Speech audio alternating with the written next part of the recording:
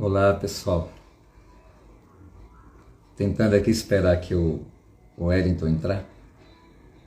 Ver se eu chamo ele aqui. Beleza, mano? E aí, tudo bom? Tudo jóia? A gente ia fazer aqui a live pelo canal dele, não deu muito certo. Apesar que, eu não sei se é eu que convidei ou ele que me convidou. Fica na mesma, né? Fica na mesma, mano. Tá tudo certo. Você está numa iminência aí de um furacão, né, que você me falou?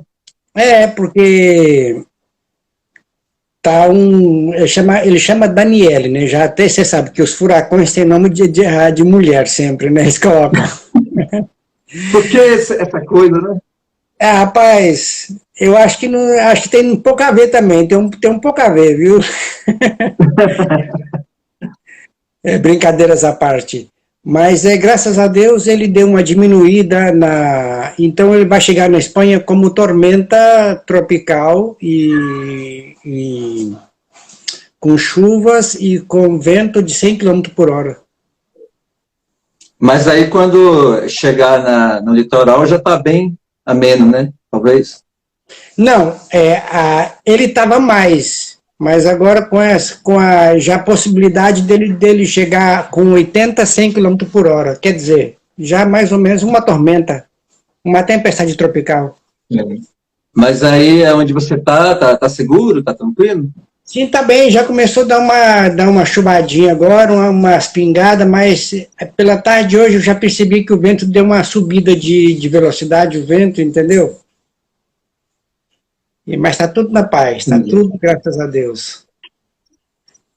Pois é, Wellington, essa live aqui tá com um atraso de um ano, né, mais ou menos. Um ano mais ou menos, né? Rapaz. Tiando, um abraço. Tiando tá mandando um. Tiando é um amigo que mora aí nos países. Boa noite, Tiago. Ele mora lá na Dinamarca, Na Dinamarca? Sim. Mas é brasileiro, não? Não, bom, ele é de fala português, mas ele é de Guiné. Ah, tá. Então, aí com esse um ano aí de atraso, deve ter acontecido muita coisa aí, né, nesse período. E aí aconteceu muita coisa, né? Aí no Brasil também deve ter acontecido bastante coisa, né? E tá acontecendo, viu? Todo dia é uma nova. O Brasil não para. Acho que o Brasil é igual que Israel, tá sempre em guerra, né? Aqui é um prato cheio para chanchadas. Né? Brasil, sim. Brasil Brasil não é para amadores. Vai ficar gravado aí para mais tarde o pessoal entrar também. Aí eu queria que você desse uma apresentação sobre você, o que você faz aí. Beleza. Eu sou de Jataí, de Goiás, lá do sudoeste goiano. E a vida, você sabe que a vida ela é cheia de histórias. Então eu saí do Brasil, já tem mais ou menos uns 20 anos, hein? Uns 20 anos que eu saí do Brasil, fui para os Estados Unidos, não deu certo lá, e eu vim dar um passeio aqui na Europa e acabei aterrissando na Espanha e eu senti que minha terra era aqui. Conheceu uma espanhola e... Não, eu não conheci, não, eu conheci, tenho muitas amigas, mas eu gostei muito da terra, eu gostei muito das pessoas aqui, parece muito com a gente, entendeu? As pessoas aqui são muito abertas a conversar, a rir, os espanhóis são, bom, sangue latino, né? Latino, né? A gente... Aí você é produtor musical, né? Então, aí eu comecei... as pessoas não sabem, porque quando você vai para um país assim, as pessoas pensam que é tudo mil maravilhas, né? Pensa que você chegou aqui e tal, você começa já a produzir música e ser famoso e tal, não é nada disso. Você precisa... É difícil em qualquer lugar, né, Wellington? A primeira coisa que você enfrenta é a língua, né? A língua. Conhecer pessoas e você também conhecer o meio musical desse país e entender a cultura musical desse país. É uma barreira muito grande. E a, Mas e a barreira cultural também, né? a barreira cultural, exatamente. E aí você tem que, pouco a pouco, você vai quebrando isso, você vai estudando, você vai fazendo amizade. E eu, graças a Deus, mano, eu consegui conhecer muitas pessoas, sempre pedindo a Deus oportunidade para nessa área, né? E Deus foi abrindo as portas. E eu trabalho com muitos artistas espanhóis, que são profissionais aqui, que são muito famosos. Você tem um estúdio? Sim, eu tenho um estúdio que está aqui perto de casa, atravessando a rua, está muito longe de casa. Atravessa a rua, já está no estúdio. Aí o pessoal vem, te procura e você produz CD deles. Antes eu morava, você sabe que essa questão de produzir CD acabou, né? Aqui já acabou muito tempo de produzir CD. Aqui você faz um single, que quer dizer, você faz uma música, como muito, 3 músicas para um cantor. E a pessoa coloca no Spotify, ou Sim, aqui também tá assim. Aí também tá assim, porque isso tá geral. Essa coisa de fazer um CD com 10 faixas, com 10 músicas, com 12, acabou. Isso já não existe mais. Só para os saudosistas, né? Exatamente, exatamente. Só aí coloca uns segundos de música no Spotify e a pessoa compra o resto, para ver o resto. Né? Exatamente, aqui também tá assim, tá no mundo todo, né? A música como a gente conhece, tal como ela já não dá mais dinheiro, né? Não sei se você sabe disso. Sim, sim. A música secular, ou a música... Teve até um tempo que a música cristã aí no Brasil estava dando dinheiro, pelo que me contava. Mas eu vou comentar daqui. A música secular aqui não dá mais dinheiro. Então eu estou mudando o meu ramo para trabalhar com bandas sonoras de filme. Tem que segmentar, né? Exatamente, porque a gente tem que revolucionar também o conhecimento, porque esta área ela vai mudando muito rapidamente. Então ela vai, com o advento da internet, a música perdeu bastante. Em termos de... Por outro lado, abre outras oportunidades, né? Exatamente, abriu muitas oportunidades, por um lado melhorou bastante, que facilitou para você divulgar sua música, você chega do outro lado do mundo mais rápido, mas também os produtores e os estúdios ficaram na mão porque a pirataria subiu bastante e também o preço da música caiu bastante, caiu muito o preço. Para quem não me conhece, eu vou falar aqui um pouco de mim, rapidinho. Eu escrevo no Facebook desde 2012, tem uma página lá, eu falo sobre espiritualidade em confronto com a religiosidade, né, vice-versa. Faço uma comparação entre as duas. Minha tônica é essa, as pessoas me pedem conselhos, orações e tudo mais. E a maior parte dos seguidores dessa página é de países da África, Angola, Moçambique, essas coisas aí. E Portugal, Espanha. Tem mais do que no Brasil hoje. Tem quase 50 mil lá. É o Caminho de Dentro no Facebook, né? E sou do ramo imobiliário, né? Nas horas vagas. E estou aí fazendo os conteúdos digitais, né? E estamos aqui, na verdade, vamos ao ponto que interessa, né? Os acontecimentos aí que tem se feito aí na Europa, na Espanha, o que você tem sentido aí por aí? Olha, rapaz, dizendo com sinceridade, o sonho europeu acabou. Porque basta uma frase para você ver o que está por acontecer aqui, né, com essa guerra, porque mal a gente nem saiu da pandemia aqui ainda está aplicando vacinas, e aqui ainda está tem restrições ainda. Opa. Entendeu? Eu não sei se aí no Brasil está tendo restrições de máscara, mas aqui tem restrições ainda de máscaras. Não, aqui não. Pelo menos aqui no DF, né, onde eu moro, não tem mais não. Aqui, para você entrar no ônibus e entrar nas farmácias e nos hospitais, você tem que entrar de máscara. Nossa, mas ainda está assim. Tá. E qual tem sido assim, o nível de mortes? Caiu bastante, né? Não. Aqui está morrendo Não? mais ou menos por semana 1.500 pessoas que dizem os jornais. Isso. Sim. Mas Mas essa agora, é a sensação real que vocês têm? a sensação real é exatamente essa. Mas eu, assim, no meu conhecimento, nos meus vizinhos, que cada um tira uma conclusão, né? Nos amigos que você está por perto, vendo e acompanhando. Eu tenho muitos vizinhos que são 97 anos, 96 anos, 100 anos. Eu tenho muito, eu visito eles toda semana. Eu tiro tempo para estar com eles. E eu tenho visto que as mortes, a maioria delas não é por coronavírus, é por outra coisa, que você já sabe, né? Vocês têm essa sensação aí também? É, muita, muita.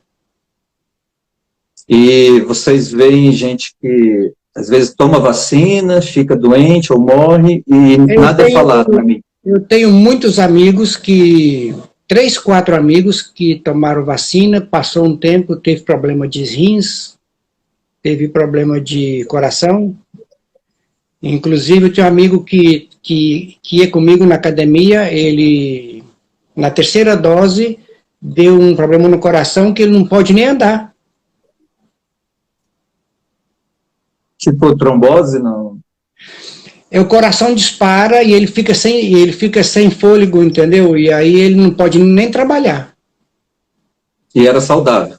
Só saudável, mais novo que eu, tinha 38 anos.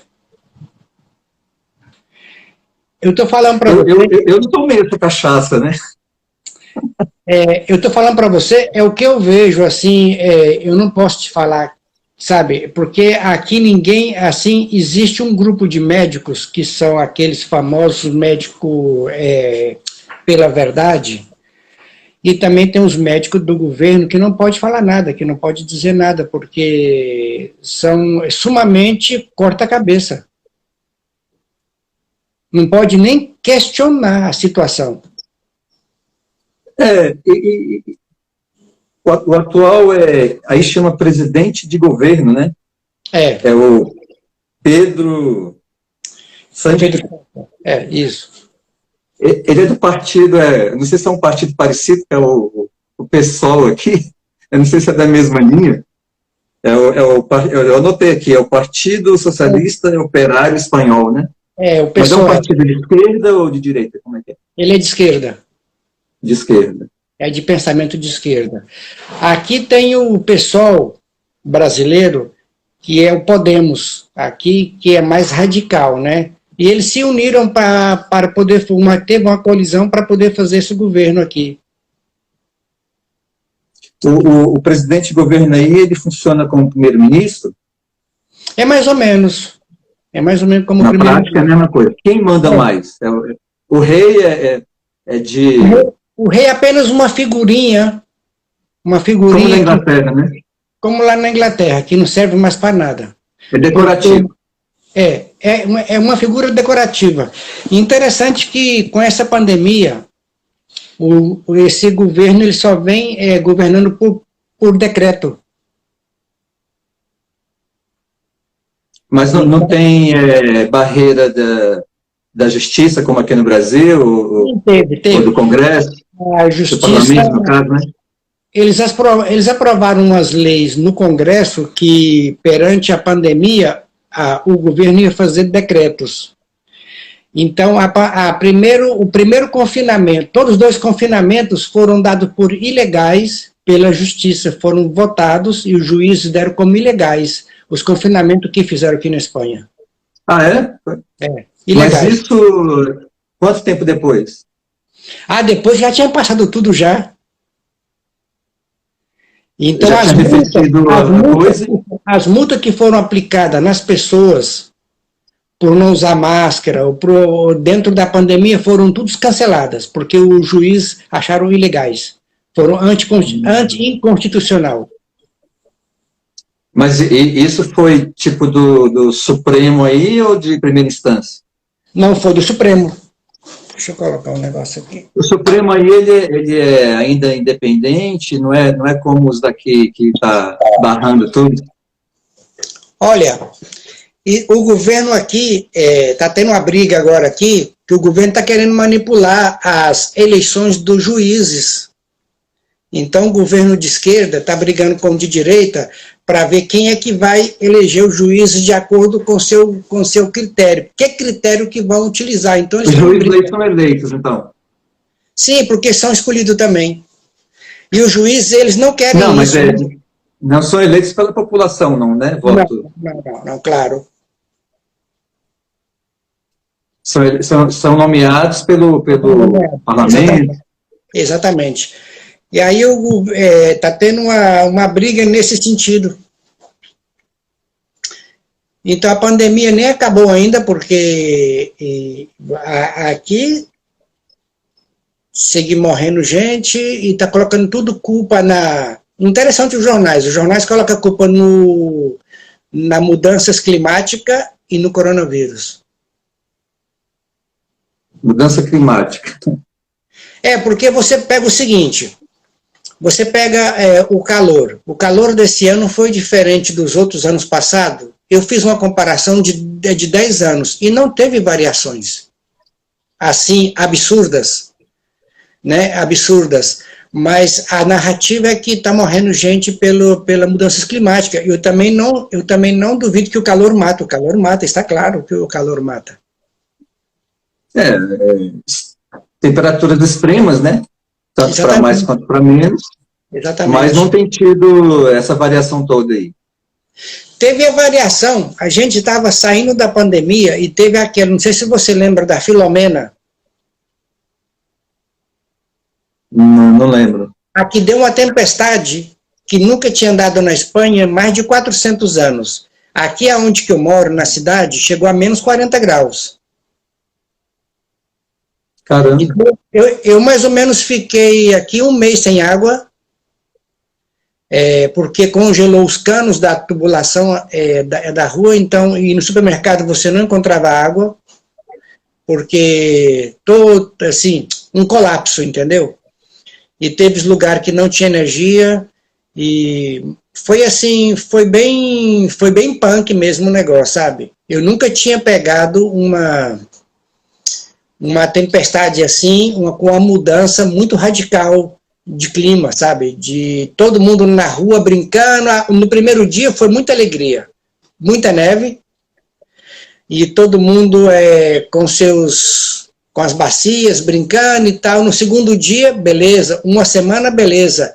Mas depois 15 dias, 20 dias, aí você não tem água, alguns lugares não tinha eletricidade, supermercado não abria, porque quando abria era 2 horas, todo mundo já comprava tudo. Você viu que a mídia agora, ela trocou de uns tempos para cá, ela não fala mais em aquecimento global, né? Ela fala em mudança climática. Dizem alguns estudiosos que isso aí, na verdade, é a inversão dos polos que eles não estão falando, né? É o que eu acredito também. Inversão dos polos magnéticos, que isso aí é provado que é meio cíclico na Terra, né? Exatamente. Você observa bem isso. Eu tive em Praga duas vezes. Não sei se você já foi em Praga. Você já foi em Praga? Não. Eu fui aí em Portugal, França, só por enquanto. Eu te convido para você vir em Praga. Lá tem uma igreja de 1600, uma igreja, e tem um relógio. Na frente da igreja tem um relógio. E esse relógio é interessante. Esse relógio, você entra dentro da igreja, é o relógio desse período de quanto tempo que passa essa inversão do campo magnético. É mesmo? Lá tem os quadros. Em 1600 teve essa inversão. Vou pesquisar sobre isso aí, esse relógio aí. Eu posso mandar para você. Eu tirei muitas fotos lá dos azulejos, da primeira vez que eu estive lá. É interessante isso, e aí você vai vendo que o negócio é muito claro, mas acontece que me parece que na história eles não colocaram isso muito claro na história para a gente estudar, entendeu? É só você pesquisando e investigando mesmo Eu já vi que, acho que foi em 1600 mesmo que teve É, em essa 1600, inversão. essa inversão. E a mídia aí? A mídia é como a daqui, toda esquerdista? A mídia aqui é igual a do Brasil, todo dia passa coisa do Bolsonaro, todo dia, né? Contra o Bolsonaro. Claro, contra o Bolsonaro. E eu não sou bolsonarista, porque tem coisas do Bolsonaro que eu não gosto. Mas a gente tem que ver com o olho certo. O Bolsonaro, ele tem seus, como todo político, ele tem suas.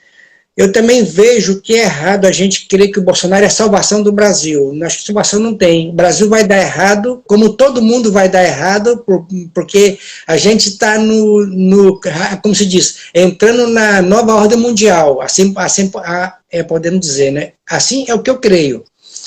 E eu acho que se o Bolsonaro ganhar, eu acredito que vai entrar a mesma coisa, um pouco mais devagar, mas vai entrar. Se entrar o Lula, já vai entrar de cabeça. Porque aqui... eu vejo que, por exemplo, a tendência é quase todos os países participarem, né? Mas eu não creio que todos os países vão participar, não. Para quem crê nas profecias, né? Nas escrituras, lá não deixa, lá fala que vai ser um governo mundial, como o Império Romano foi mundial na época, mas mesmo assim não atingiu todos, né? Todos os países, né? Da época. É como a guerra, né? Assim, Primeira Guerra Mundial, Segunda Guerra Mundial, não significa que todos os países estavam na guerra, né? Então, eu creio que vai ter uma abrangência, uma influência no mundo inteiro. Vai ser o maior império, o maior governo da história da humanidade. Por outro lado, não são todos que vão participar, eu penso assim. E aí abre uma brecha para resistência, né? Exato. Porque é lógico que quem resistir, tanto a nível de governo, de país, como a nível pessoal, vai pagar o preço, né? Exatamente. Eu não sei se você sabia, mas na Segunda Guerra Mundial a Espanha não participou. A Espanha, na Segunda Guerra Mundial, ela teve uma guerra civil interna que foi pior do que uma Segunda Guerra Mundial aqui dentro. Porque estava os comunistas matando assim, a guerra entre esquerda e direita.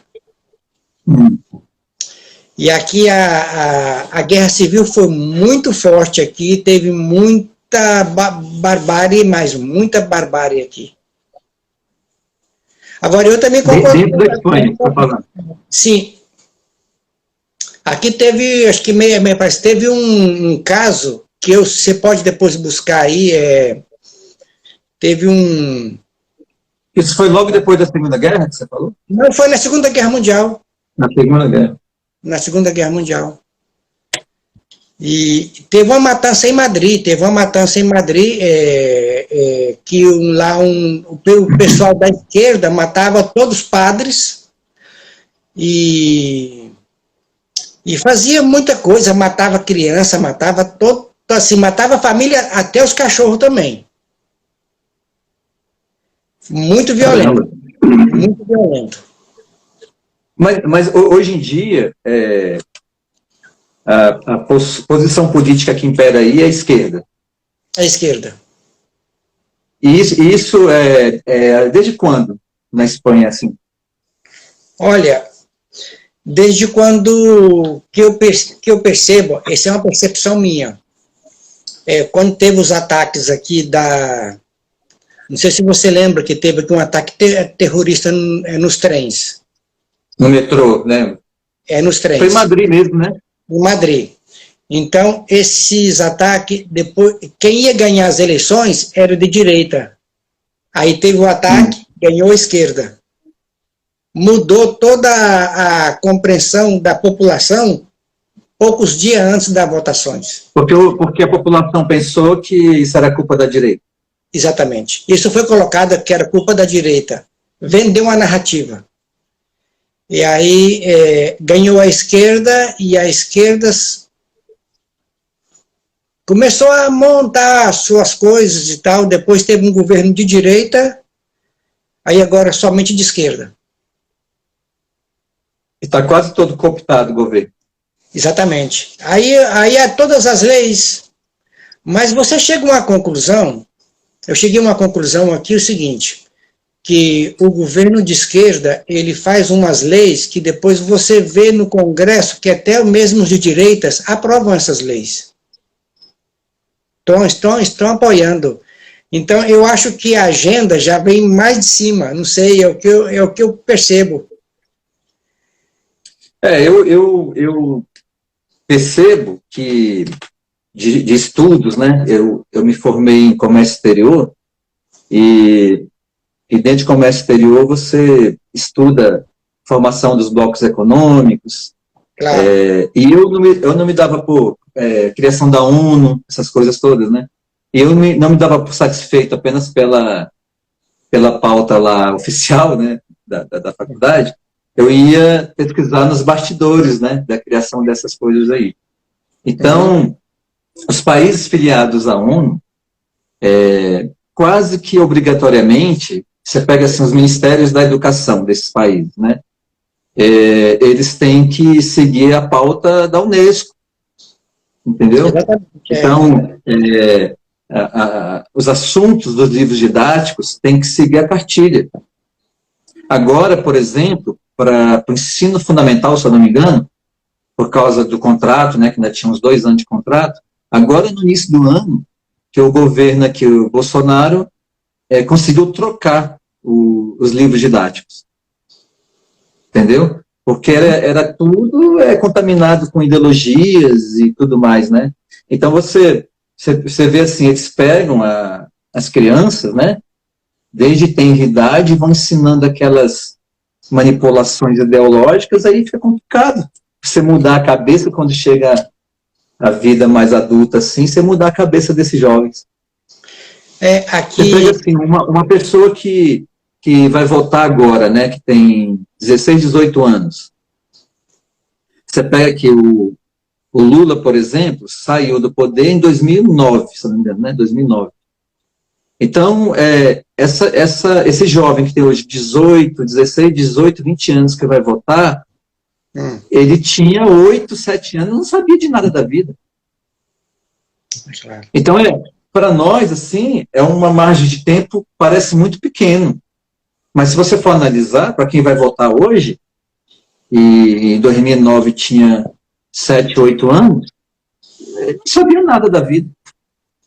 Exatamente, E aqui na Espanha foram aprovadas muitas leis, não sei se você ficou sabendo, foi aprovada agora ultimamente uma lei do sim é sim, em que foi aprovada essa lei aqui, que praticamente o homem está perdido. O homem está perdido, porque a mulher, ela pode, apenas com uma ligação do telefone, colocar você na cadeia. É sério? É sério. A coisa só piora, né? Aconteceu um caso com a vizinha aqui, interessante, que esse caso eu vi. E a vizinha é brasileira.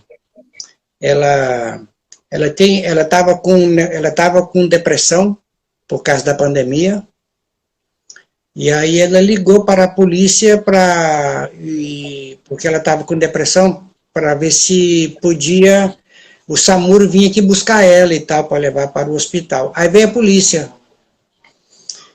E a polícia, quando veio, estava querendo prender o marido dela, porque eles queriam prender o marido dela pensando que ele tinha batido nela, e ela falava assim, não, ele não fez nada não. Mas para eles é como que entrava aqui e saía daqui. Ele chegava, ele na parede e perguntava, você encostou a mão nela? Você encostou, porque se você encostou, você vai preso agora, você já vai agora. Não, ele não fez nada disso não. Mas eles nem ouviam ela, só queria saber dele, e ele falava assim, não, eu não fiz nada, mas se você fizer... E ficava sempre nisso. Então aí está perigoso até chamar a ambulância. Olha só,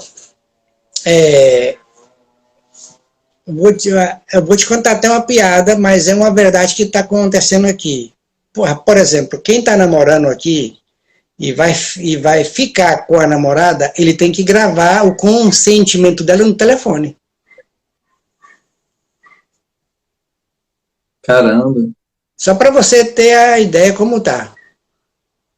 O que é que você sente dessas leis aí? Você acha que ela é por acaso? Elas são por acaso? Não. Isso é para acabar com a família. Você segue uma pauta, né? Segue uma pauta. Uma pauta. Porque aqui já ninguém mais quer casar. Eu ouvi dizer isso aí, sabe de onde? No Japão. Eu sigo uma brasileira que mora lá há muitos anos, e ela falando isso, que lá está bem complicado relacionamento. Muito complicado. A maioria não está querendo casar. Isso aí é destruição, isso aí vem na pauta da redução populacional. Exatamente, para redução. É uma das estratégias de redução populacional, né? Porque aí eles colocam cada vez mais homens contra as mulheres, mulheres contra homens. Exatamente. Né? Homem está se tornando uma raça cada vez mais perigosa, que não presta. Olha, infelizmente eu tenho que dizer para você, aqui de todas as possibilidades, você não ganha de uma mulher. Mesmo com a verdade, você não ganha. Eu tenho um amigo que ele é professor, ele é espanhol, e ele tem um filho, ele era casado, ele separou da mulher, porque não dava certo, e a mulher denunciou, ela fez uma mentira, denunciou ele, o juiz tirou a casa que era dele, tirou ele fora da casa, tomou a casa dele, deu a casa para a mulher arrumou outro marido, mora dentro da casa, metade do salário dele vai para o filho, vai para a mulher, ele tem que manter, ele tem que pagar, o cara está destruído, entendeu? Ele não pode fazer nada, incluso ele era de esquerda, ele já não é mais de esquerda. Ele falou, então, depois que toca o seu bolso e você vê que você está errado, que você está certo, mas por mais que você pode fazer, na cabeça deles você está errado, então ele, assim, o cara desilude de tudo, sabe? Perde todas as... Complicado, muito complicado. A coisa está difícil mesmo. E aí você pensa assim, né? A gente ouve, né, uma notícia ou outra daí, mas a gente sabe que sempre tem filtros, né? Essas notícias, né? Muitos filtros.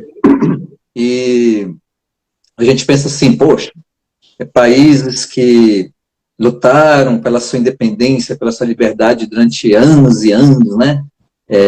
São países muito mais antigos, né, do que o Brasil, e agora estão voltando para trás, né?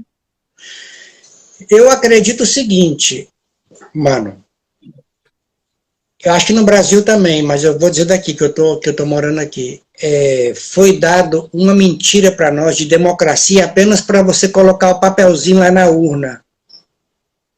Essa é a democracia que eles falam, você colocou o papel, quem sobe lá em cima depois não tem nada a ver com você, não te escuta, não faz o que a população quer, eles fazem apenas o que já é outro tipo de história, apenas o que os poderes querem.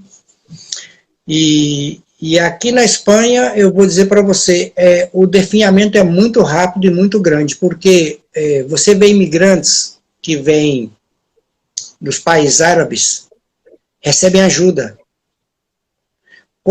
Cada filho que eles têm, eles recebem 300 euros. Agora, um espanhol que está necessitado, não recebe ajuda, é proibido, praticamente. É igual, por exemplo, eu estive em Paris em 2010, e depois eu estive em 2015, eu fui assistir o Roland Garros lá, né? Em 5 anos, cara, eu vi assim uma deterioração nas ruas, tanto de limpeza, eu vi uma bagunça, assim, uma bagunça que eu não via. Eu não vi lá em 2010, entendeu? Isso veio a reboque de os países da Comunidade Econômica Europeia serem quase que obrigados a receber os refugiados, né?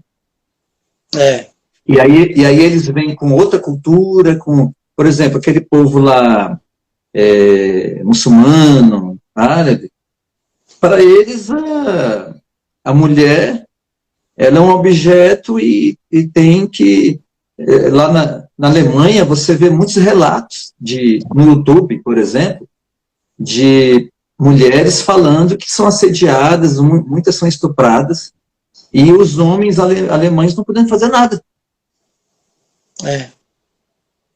Porque a tônica lá é de que você, na cultura, sempre, entre os povos, sempre foi assim, que as pessoas que vinham de fora que tinham que se adaptar à cultura da nova terra, né?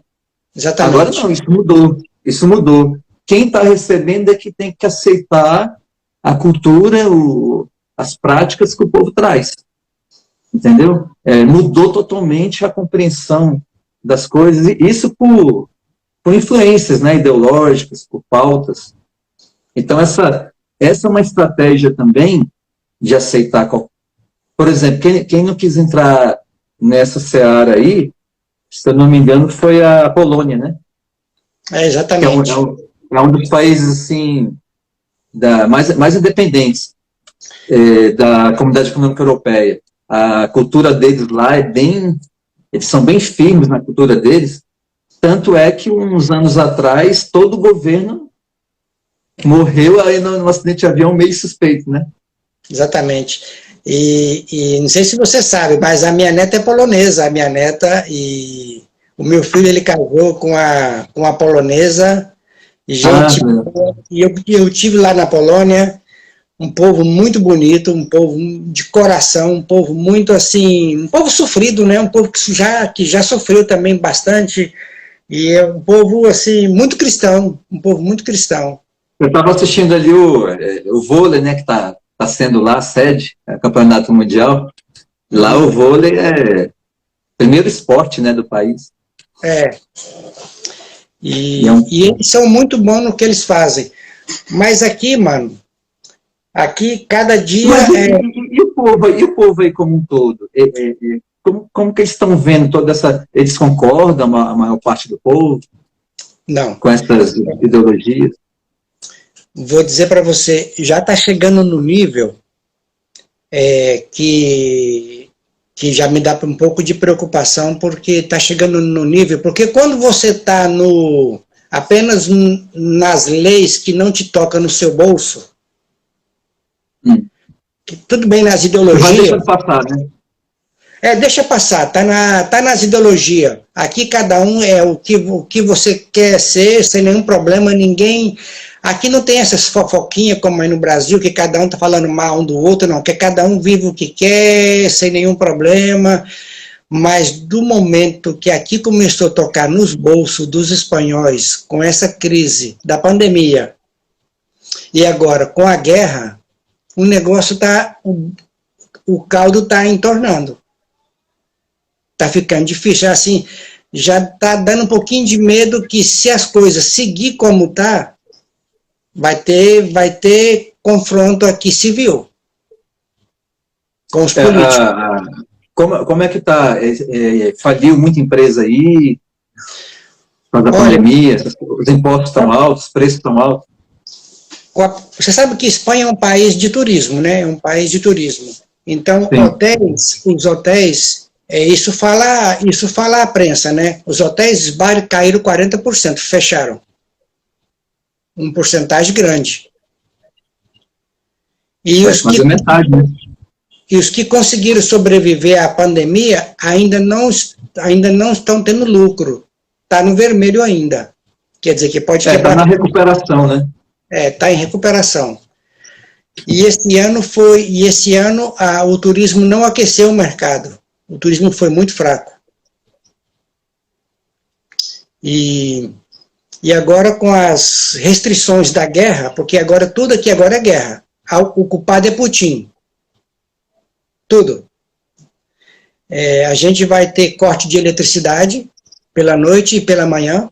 Então, mas como é que está aí a reação da população? Olha, só para você ter uma ideia, eu estava pagando de luz aqui 100 euros de luz. E agora subiu para 600 euros. Mas isso aí tem uma margem de uso. A energia, a eletricidade está subindo a cada semana, está superando. Esse ano ela estava 238. Na Inglaterra está assim também, o gás. Aqui, quando começou janeiro, a energia estava 238 por megawatts por hora. Agora já está em 500, já quase 600. E o euro está 5 e pouco, alguma coisa assim? É mais ou menos isso, 5 reais, mais ou menos.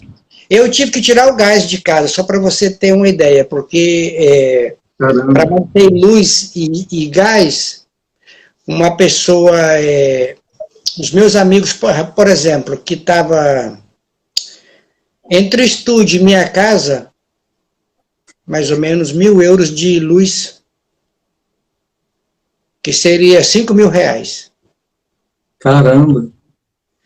E tem amigos que têm bares, tem comércio, não pode pagar a fatura de luz. Mas isso já estava assim ou é consequência da guerra lá? Veio um pouco antes da guerra. Já veio um pouco antes da guerra, mas na guerra deu uma boa disparada. Mas a luz daqui não tem nada a ver com a guerra, porque a luz daqui mesmo que seja de nucleares, subiu, entendeu? Subiu bastante. Então é tipo assim, e a comida, o preço da comida aqui está praticamente um preço que eu nunca vi.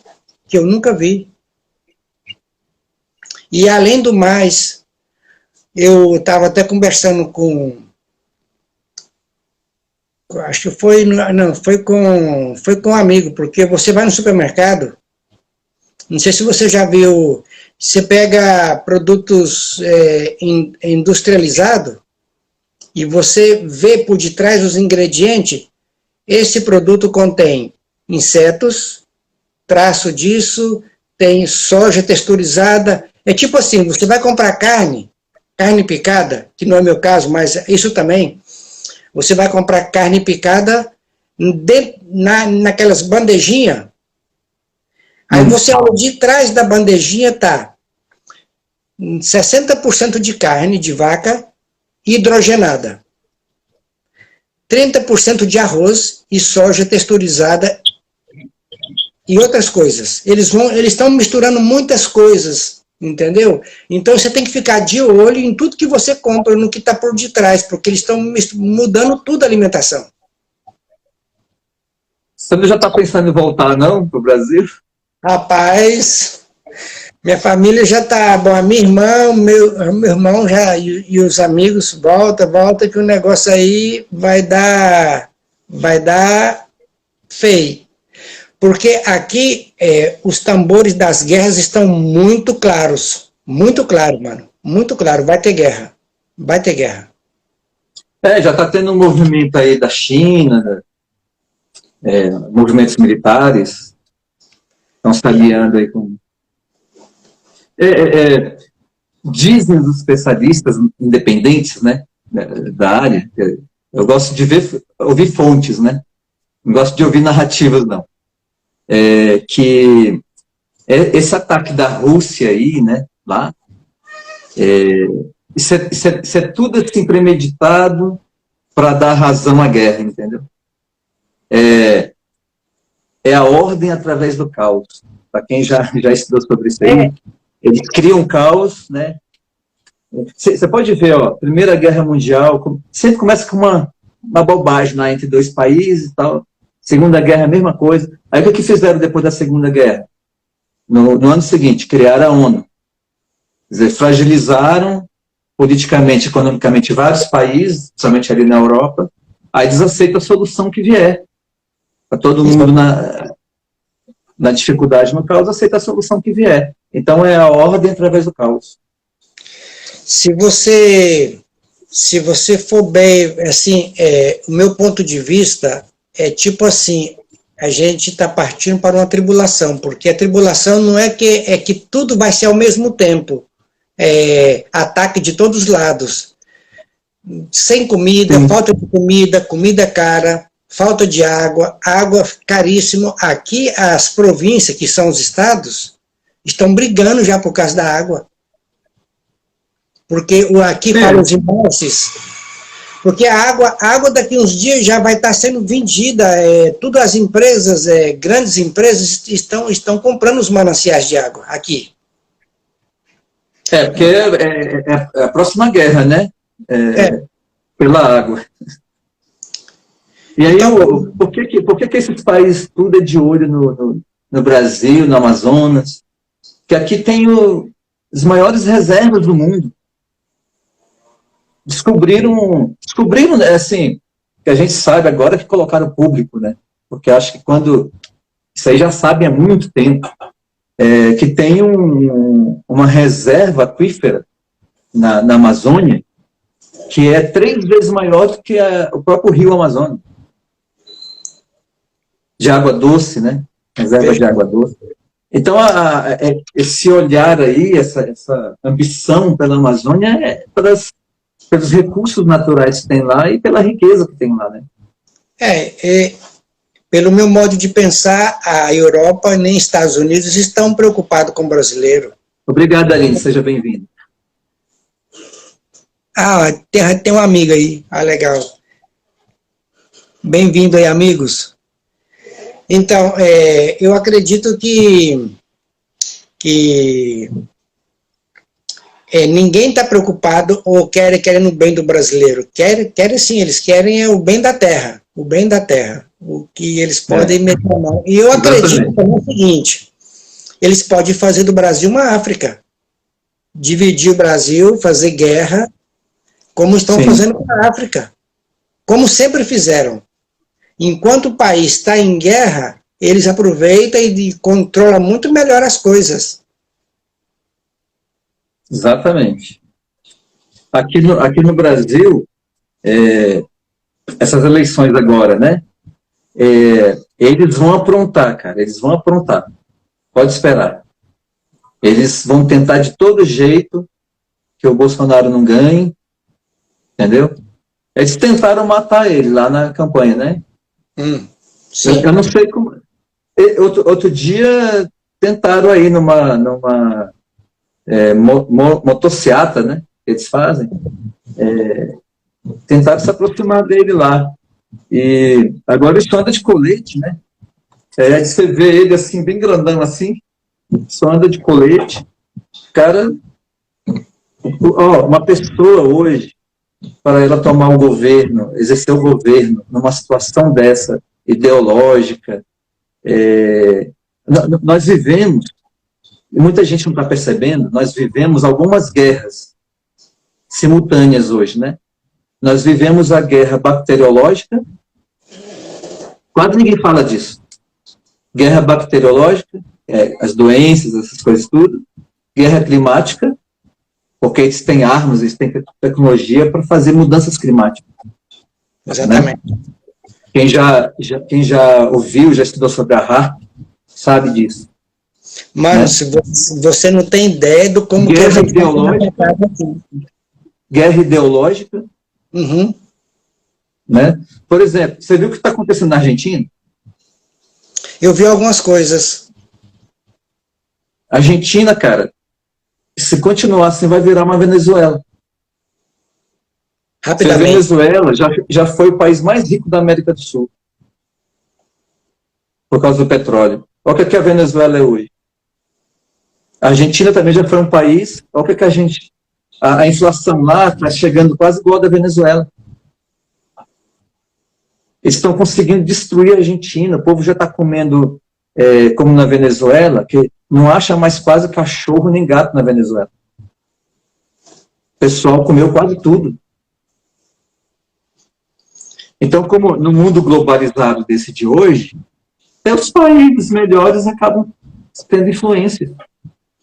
O Brasil acho que é o segundo país que melhor está saindo dessa pandemia. Segundo país do mundo.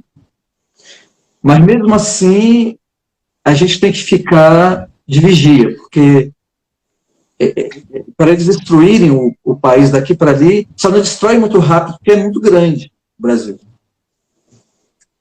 Como é que está essa questão por exemplo, na Argentina, o Congresso argentino aprovou mudança, linguagem neutra. Eles vão mudar os livros didáticos, vão mudar os artigos, os escritos oficiais, vai mudar tudo. Aprovaram, pouco tempo atrás, o aborto. Fizeram uma festa, não sei se você viu. Eu vi. Aborto até, esqueci qual mês de gestação. Casamento gay, né? Isso aí, o casamento gay, até que eu acho que é o de menos, em relação às outras coisas. Mas aí você vê, né? Apesar de tudo isso, a Argentina está bem progressista, né? Está desenvolvendo nas questões sociais e tal. Mas esse ano quebrou o recorde de argentinos que deixaram o país. Mais de 100 mil de janeiro para cá, que deixaram o país. Então, como é que não quer ficar num país desse que está uma liberdade tremenda, um avanço social tremendo? Como é que deixa um país desse? É complicado. Aqui também, mano, a gente está, aqui na Espanha também é um país que está tendo muito ataque, assim, em todos os sentidos, da saúde, né? Da saúde, de leis, essas leis que você estava dizendo aí, aqui na Espanha já tem há muito tempo. Já tem há muito tempo essas leis. E vou te dizer um caso, eu sempre acompanho um grupo de médicos que tem aqui chamado La Quinta Coluna. Depois eu vou te mandar para você ver o link. Eles fizeram, através de uma análise microscópica de medicinas que são vendidas nas farmácias, paracetamol e outras medicinas, todas elas contêm grafeno, pelo altíssimo índice, um índice de 40% de grafeno. Aí basta você olhar um pouquinho quais são os efeitos do grafeno no corpo humano para você ter uma ideia do estrago que faz. Já dei uma olhada sobre isso. Então, quer dizer, eles estão semeando veneno na comida, nas medicinas, em tudo quanto é um ataque generalizado para todo ser humano. Então, quer dizer, e esses médicos, eles fizeram umas denúncias aqui, mais de 600 denúncias no governo aqui, no juizado. Nenhuma vai para frente. Quando um juiz dá alguma ordem, na outra semana já acabou aquela ordem, parece que vem alguma coisa lá de cima, ó, para com isso. Os próprios juízes têm medo, né? Quando não são da mesma ideologia, né, do partido que manda, né? Eu não sei se você viu aquele caso daquele juiz lá de Portugal, que ele saiu para defender o cidadão na pandemia, e ele brigou com os policiais, mandou os policiais voltar e tal. O juiz, ele perdeu o cargo dele. Não, eu acho que eu lembro. Vagamente eu lembro. Você lembra desse caso, né?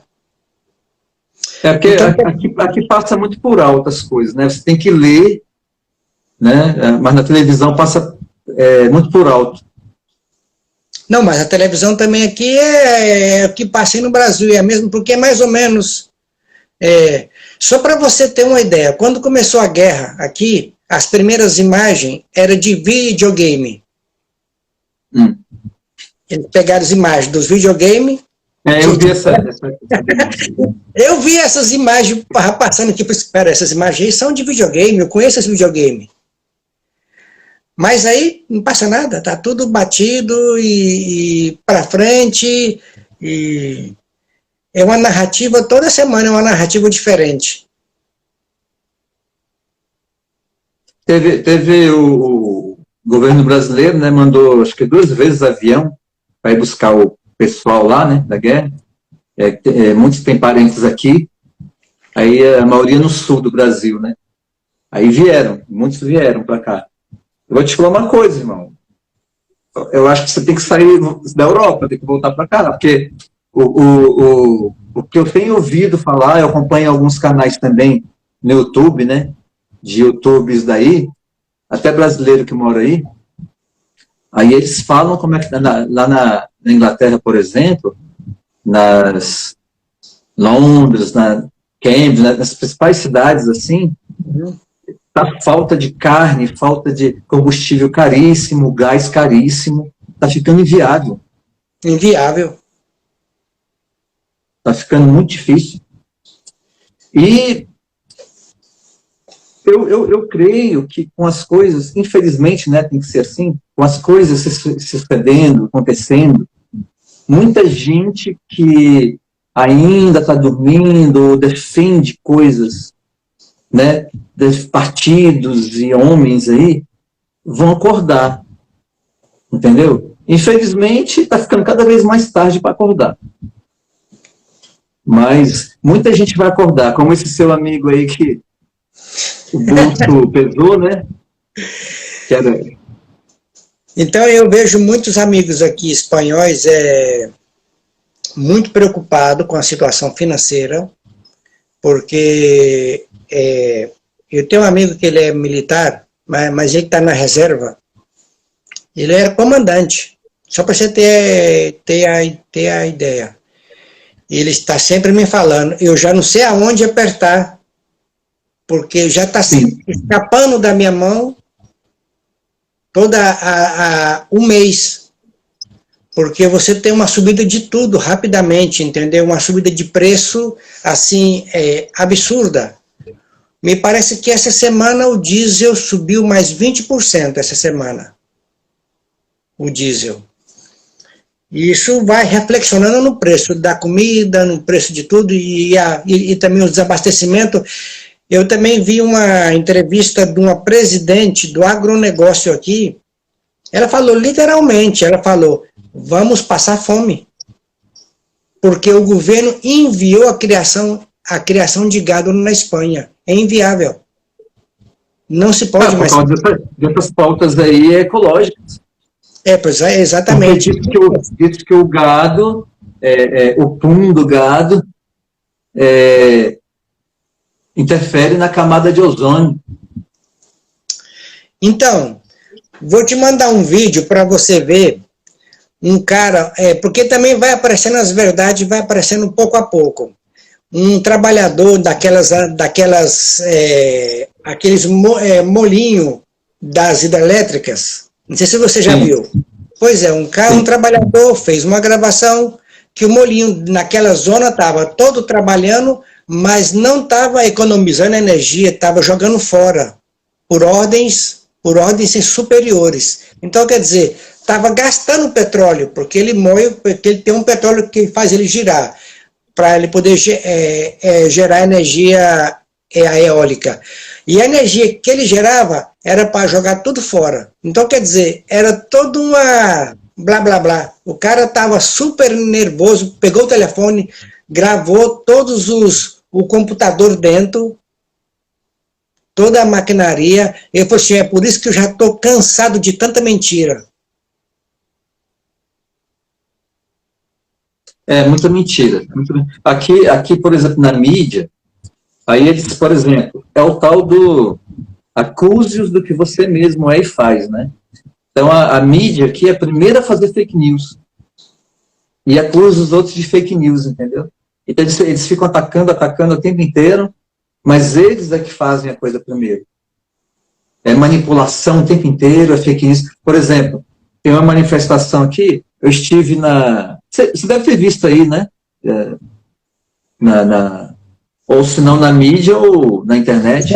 No 7 de setembro? 7 de setembro. Eu vi algumas fotos. Então, aqui, por exemplo, eles eles colocam lá no jornal, na televisão, quando o povo ainda está começando a chegar e não está indo embora. Aí fala que tinha pouca gente. Aí eles querem colocar na cabeça de muita gente o impensável. Hoje todo mundo tem celular, tem acesso à internet, aquela coisa, por enquanto, né? Aí todo mundo filma, todo mundo posta, todo mundo não sei o quê. Como é que vai enganar essa multidão? Ainda tem gente que cai. Gente que está mais afastado, não sei o quê, ou então está com a cabeça muito manipulada, cai. Os fatos, a gente está vivendo um tempo que você não pode mais acreditar nos seus olhos. Os fatos não dizem mais nada, só a interpretação dos fatos, só a narrativa que vale.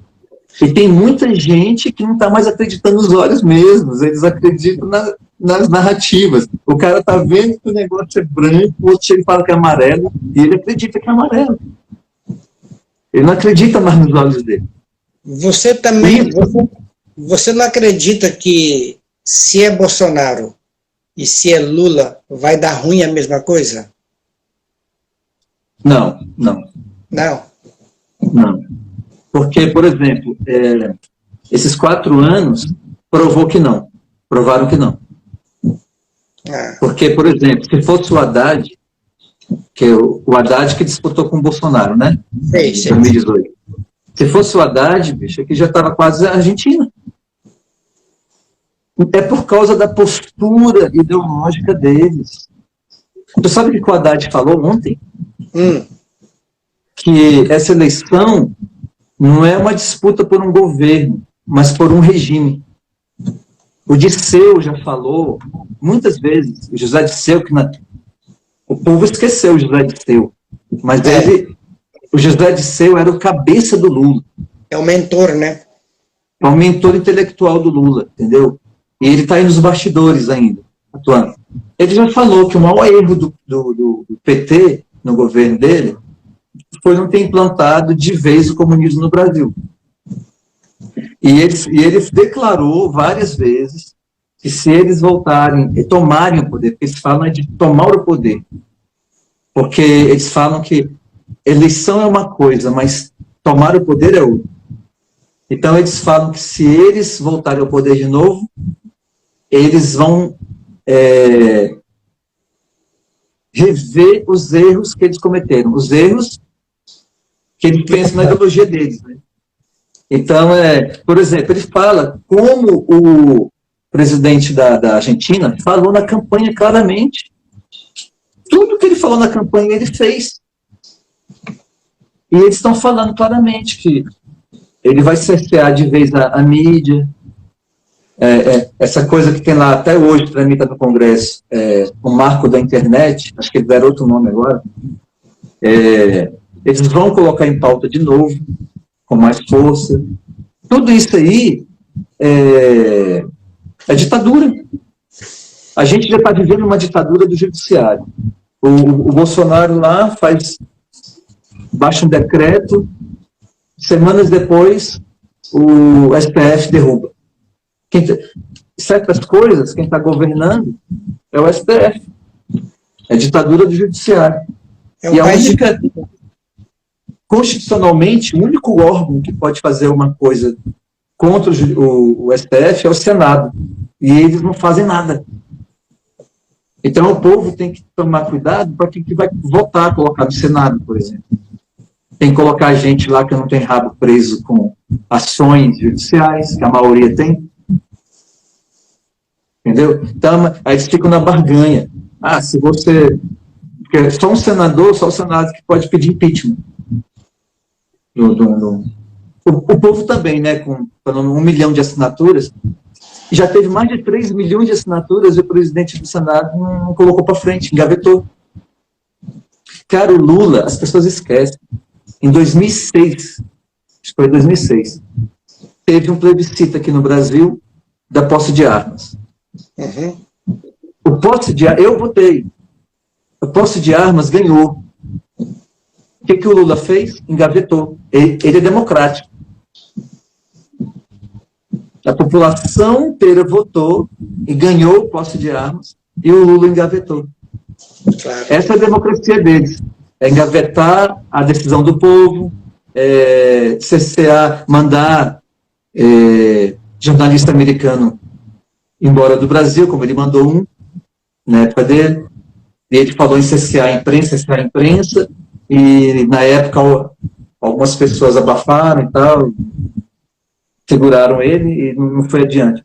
Mas, se esse povo voltar ao poder, cara, então, você pode ver pelos números do governo Bolsonaro, com 24 horas por dia perseguido pela mídia e pelo Supremo, teve pandemia, teve a guerra agora, e mesmo assim o Brasil, ontem saiu, o PIB do Brasil, para esse ano, está o 7º do mundo.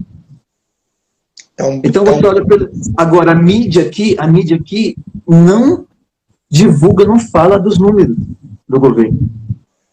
É só se o cara falou mal da mulher, se o cara, entendeu? É só essas coisas. Agora, o cara tem colocado obras que o povo esperava 30, 40 anos, estradas, ele fez. Colocou o exército para trabalhar, e com toda... Por quê? Porque ele diminuiu os gastos do governo, ele ele cortou bilhões de verbas para publicidade para essas empresas de televisão aí, jornais de televisão, por isso que eles perseguem ele 24 horas por dia. Ele cortou bilhões, que na verdade era um mensalão que os governos anteriores davam para as televisões não falar mal dele. Só falar feitos lá, propaganda, entendeu? Positiva. Era um mensalão, na verdade. As empresas públicas. Por exemplo, a Petrobras estava dando 40 bilhões de prejuízo por ano, agora está dando 40 bilhões de lucro nos últimos 2 anos. Então, os números são impressionantes. Teve coisa que foi feita aqui que nunca foi feita no país. Agora, por exemplo, há 5 décadas, a malha ferroviária tinham deixado de olhar. Agora está retomando. No final desse governo está conseguindo retomar, porque o modal ferroviário é importantíssimo para escoar a produção. Então está se fazendo coisas aqui que nunca foi feito. Mudou a forma de fazer política. Antigamente, os ministérios eram sorteados entre os partidos. Ele parou com isso, agora é só capacidade técnica. Entendeu? Então, eu vou te falar uma coisa, eles vão tentar fazer uma sujeira, igual fizeram nos Estados Unidos, todo mundo sabe que foi fraudada as eleições lá. Eles vão tentar fraudar as eleições. Por quê? Porque esse medo todinho de usar urnas, que a maioria dos países já está em 3ª geração, a do Brasil ainda é da 1ª, venezuelana lá. Na maioria dos países é voto com recibo impresso. E aqui no Brasil um medo de ter recibo impresso. O TSE vai lá e barra. Me parece que agora está até proibido ir também com celular, né? Isso aí é uma resolução TSE. Não tem lei para isso. Se o brasileiro fosse esperto, ele não cumpria. Porque, por exemplo, você pode ter o título de eleitor no celular, mas não pode entrar com o celular lá. Então, pode estar, mas tem que deixar com mesário. Entendeu? Quer dizer, se o brasileiro fosse mais correto com as leis, não sei o quê, ele não cumpria um negócio desse. Porque não é lei, é uma resolução do TSE. E aí estão ameaçando de prender o eleitor, sendo que tem uma lei prévia que diz que o eleitor não pode ser preso 5 dias antes da eleição, nem sempre, entendeu? Não pode ser preso 5 dias antes. A não ser em flagrante delito, né? Prevista em lei.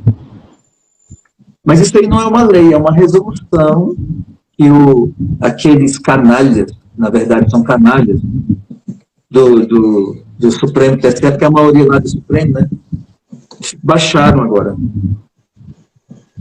Rapaz, não sei que horas tem aí, não marquei. É muita coisa, né, mano? Muito assunto se a gente ficar aqui, vai embora, né? Porque o assunto é muito grande. Se eu for te contar as coisas que acontece tudo aqui, mas a gente vai ficar para uma segunda live, e tem aquela live também musical que a gente tem que fazer. Você no teclado aí? Cara, eu vou te mostrar aqui como é que tá o meu setup aqui.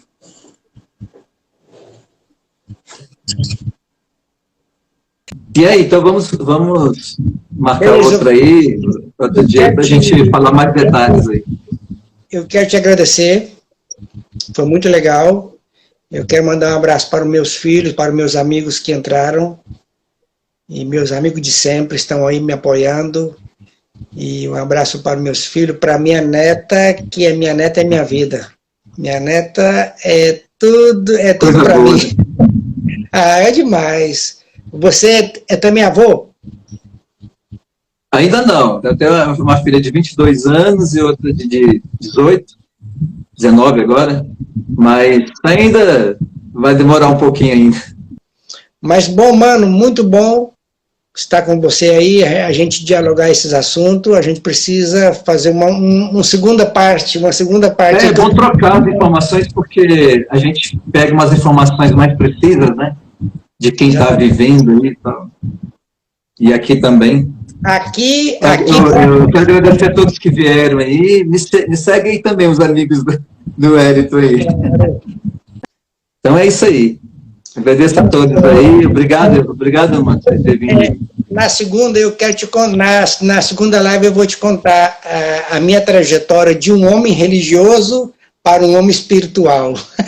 Opa! Eu conheci você na internet lendo seus textos, que você sempre colocava no Facebook, e me chamava a atenção dos seus textos, porque abertura de mente espiritual. Então, me gostava das suas pérolas, aí foi o que me chamou a atenção. Então, beleza, mano, a gente vai fazer uma segunda parte. Aí você vai me contar um pouco das suas histórias aí no seu caminhar religioso, espiritual, e também vou contar o meu, as suas raízes. A gente faz uma segunda você contando a sua história e uma terceira contando a minha.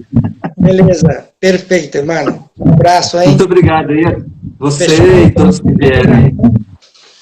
Um abraço a todos. Um abraço, tchau.